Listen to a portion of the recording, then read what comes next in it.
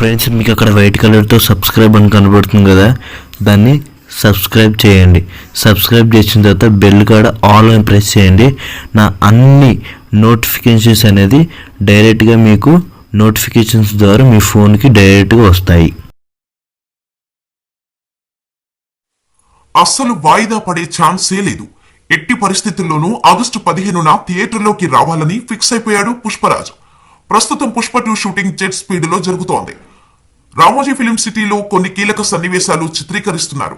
సినిమాలో పుష్పరాజ్ ఫ్రెండ్ గా నటించిన కేశవ తిరిగి సెట్స్ లోకి అడుగుపెట్టడంతో RFC షెడ్యూల్ కంప్లీట్ చేసే పనిలో ఉన్నాడు సుకుమార్. గంగమ్మ జాతర బ్యాక్ డ్రాప్ సీన్స్ షూట్ చేశారు. దాదాపు 40 రోజుల పాటు జరిగిన గంగమ్మ తల్లి జాతర సీక్వెన్స్ షూటింగ్ పార్ట్ కంప్లీట్ అయింది.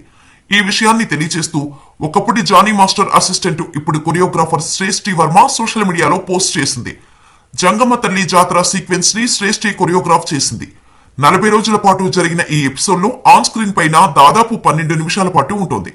పుష్ప 2 సినిమాకి ఈ ఎపిసోడ్ హైలైట్ గా నిలుస్తుందని టాక్. ఫస్ట్ లుక్ పోస్టర్ లోనే అల్లు అర్జున్ గంగమ్మ తల్లి గెటప్ లో కనిపించి ఇండియా మొత్తం పుష్ప 2 గురించి మాట్లాడుకునేలా చేశాడు. ఇక ఈ ఎపిసోడ్ ని థియేటర్ లో చూస్తే దాని ఇంపాక్ట్ ఏ రేంజ్ లో ఉంటుందో ప్రత్యేకించి చెప్పాల్సిన అవసరం లేదు. ఇక నెక్స్ట్ షెడ్యూల్ ని విదేశాల్లో ప్లాన్ చేస్తున్నారట. గత కొద్ది రోజులుగా జపాన్ లో పుష్పరాజుతో భారీ ఫైట్ ఉంటుందని, సినిమాని నెక్స్ట్ లెవెల్ తీసుకుని వెళ్లేలా ఈ ఎపిసోడ్ ఉంటుందట. ఈ షెడ్యూల్ కోసం జపాన్ ఫ్లైట్ ఎక్కడానికి రెడీ అవుతున్నాడట పుష్పరాజ్.